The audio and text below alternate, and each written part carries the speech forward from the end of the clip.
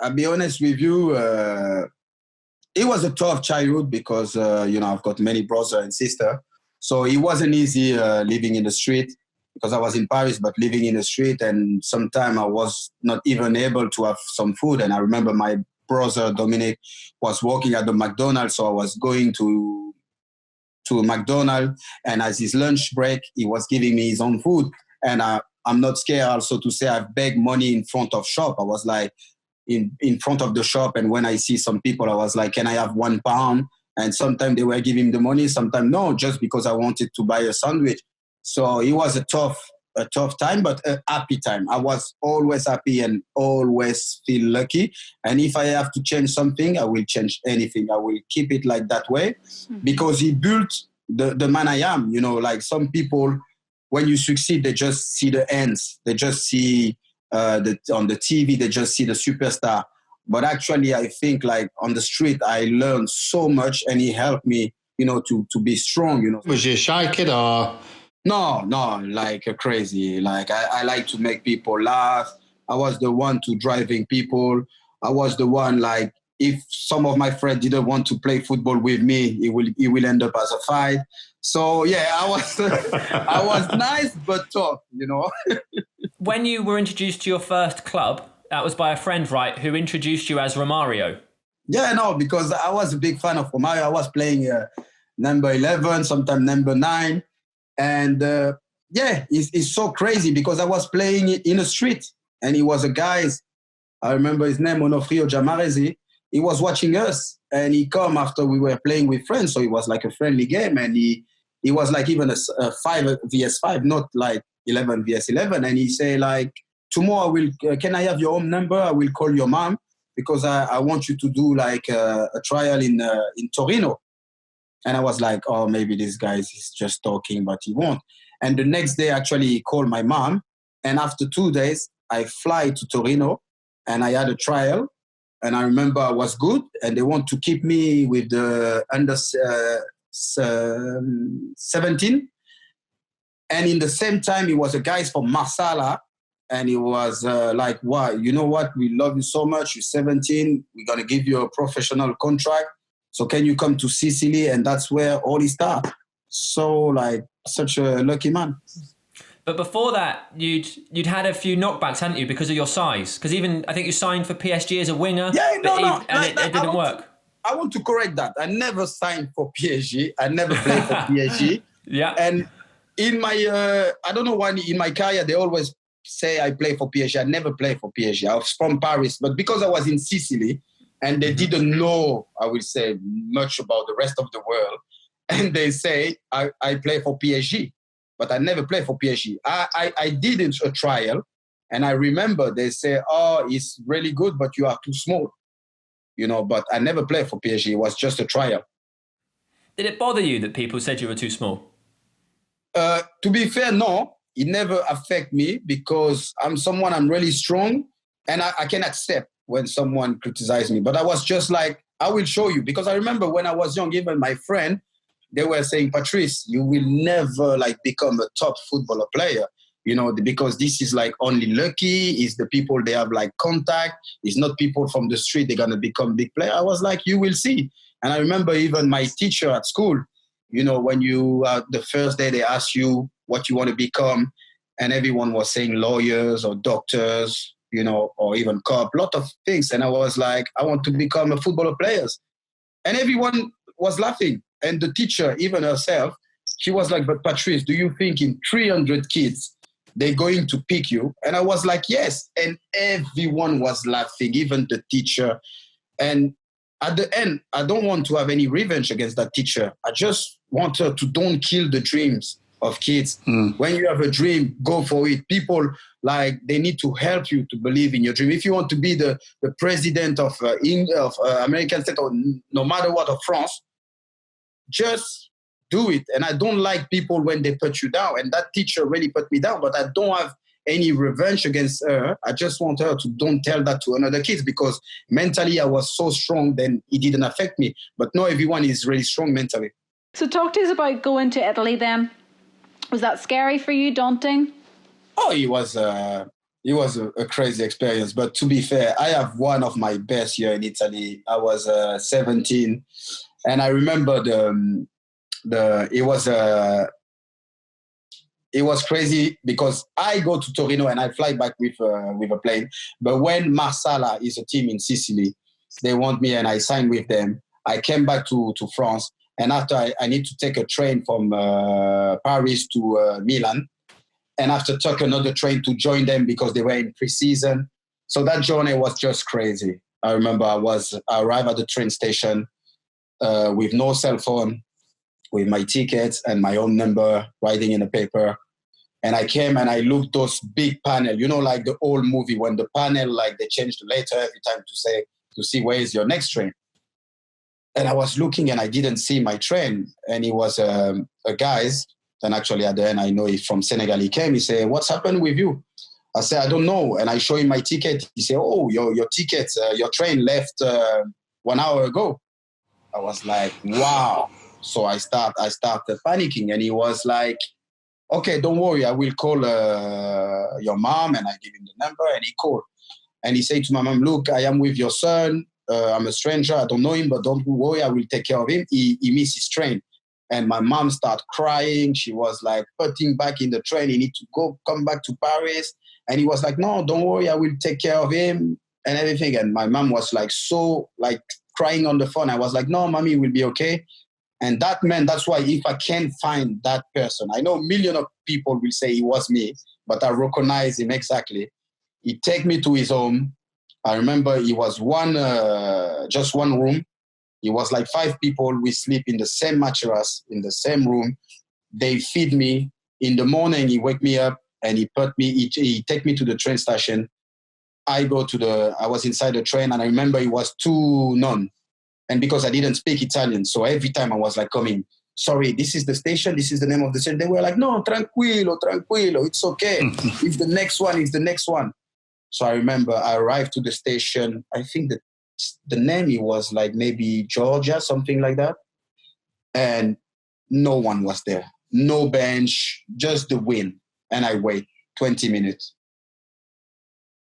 an hour, 2 hours. Start being like that. No light, 3 hours. I was on my own, no phone. And I remember one car came and he was like, "Oh, schools, I'm so sorry. They say you missed the train. We didn't know you will arrive." So finally I see him. I remember I hug him. I said, "Thank you very much." Mm-hmm. And we go to the hotel. And when we arrived to the hotel, I remember all my teammates, they were already having dinner. And they said, "Go to your room and change, put the tracksuit and everything." And that's one of the best days of my life. I arrived in my room, the tracksuit on the bed, the trainers. And I remember I was like in the front of the mirror. I was like feeling like it's Christmas. I was looking at myself, feeling so proud. And I come downstairs. And when I come downstairs, everyone clapped me. And my teammate, they give me a warm welcome. And I remember it was the first time for me to see like 2 forks on the side, 2 knives, and people were serving food. So for me, it was just like, from the street to that. And I remember they allowed me to call my mom. I called my mom. I said, "Wow, mommy, this is the paradise. We are all dressed the same. People are serving us food. It's just amazing." I was living my best life. And these are my best memory, no matter if I win the Champions League and stuff. But those moments were my best memory. Is it crazy to think how quickly you went from, like you just said yourself, begging on the streets in front of shops to that moment? Because you were still a teenager. No, yeah, I was 17, but it was like when I arrive and I see I will have my own room and all those stuff. For me, it was like, that's it. I don't need any more. I was living my best life. And, my mom, like I remember the first day she came to watch me play a game, she cries straight away. And it wasn't easy. And that's why, I will talk a little bit about the racism. And I think I had my best moment in Sicily. People were so warm, but I was the only black player in all the team. So for them, it was like more like they never see a black person. I will tell you a story, and it's a true story. When I arrived to Sicily, because this was the preseason, when I arrived to Sicily, I remember when I arrived to the airport, like it was one man with his kid, and they were looking at me, and I was like, wow, I'm already famous, He was looking and he said, can I have a picture? I was like, yes, of course. But after I see his child was starting to touching my skin, and I was like, why is touching me? He said, no, because we never see like a black person. So they were like so in shock. And I remember when the first time I showed my mobile phone, some of my teammates, I'll be honest, they think I didn't know it worked. Because when I turned on the TV, I saw what they were watching. They were watching like people, like black people, like on the forest, living in the forest. So they think everyone was like that.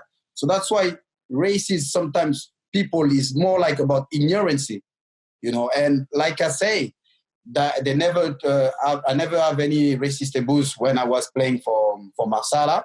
I mean, for my town, but of course, when I was playing against team, they were like throwing some banana and making the monkey nose. But more they were doing that, I was even playing much better and I was hurting them like even more.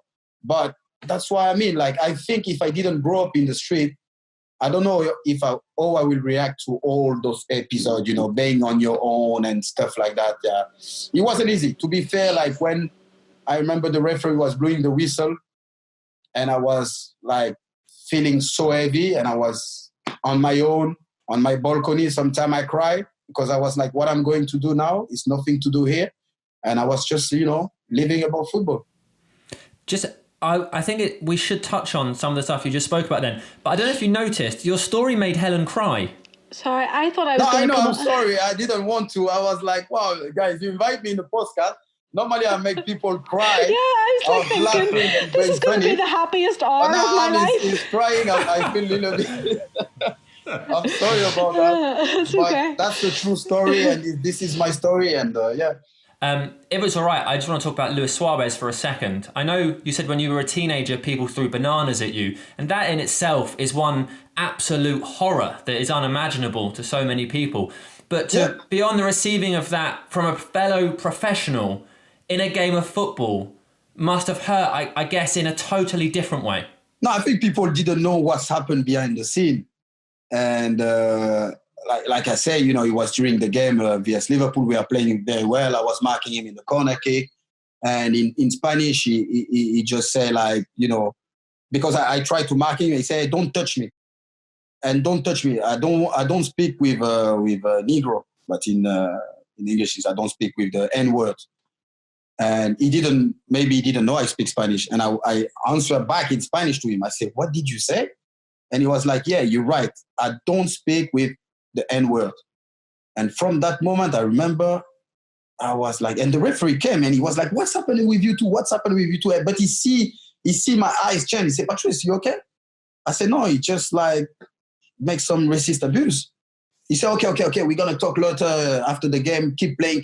Don't do nothing silly. But I remember during that game, I was like talking to myself, Patrice, if you punch him now, all the kids around the world, they will see you the bad one, because people will even forget what he say about you, because during a game, like punching someone. But I was talking to myself, don't do it. I was not even focused for the game anymore. Don't do it. And at the end of the game, of course, like Sir Alex Ferguson, he see me, like I was like really angry, fuming. He said, "Patrice, what's happened?" And David De Gea said, "No, Suarez makes some racist comment. I hear it." And the boss straight away said, "Patrice, okay, let's go." We went to see the referee, and we tell him what's happened. So he write everything. And the next day, boom, in the paper, Patrice Evra being, because I didn't know he will go into the paper. I was thinking he will just like the referee, and, Suarez will be banned. Anyway, he go on the paper. Wow. So I received, like Manchester United, the club, I received a lot of threatened letter, like people say, they were in jail. When we come out in jail, we are Liverpool fan. We're going to kill you. We're going to kill your family and everything. I've been like, for 2 months, I had security like 24 hours. They were sleeping in front of my house. Everywhere I was going, like the car security was following me. So it was like a tough time, but I wasn't scared. I'll be honest with you. I wasn't scared. My family was scared.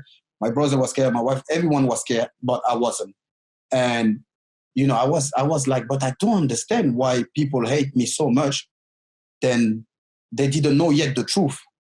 But after, when we went the confrontation with Luis Suarez, and he started lying, saying, no, when I say Negro, that's the way I call my friends and stuff like that. But I was like, this is not my name. My name, give me a name. She didn't give me a color. Because I understand, I know like some people from South America, when they see a player, a black player, they will call him like Nero. And sometimes it's nice, or sometimes it's not nice. But anyway, my mom didn't give me, my name is not is not a black, my name is not black, it's Patrice, anyway.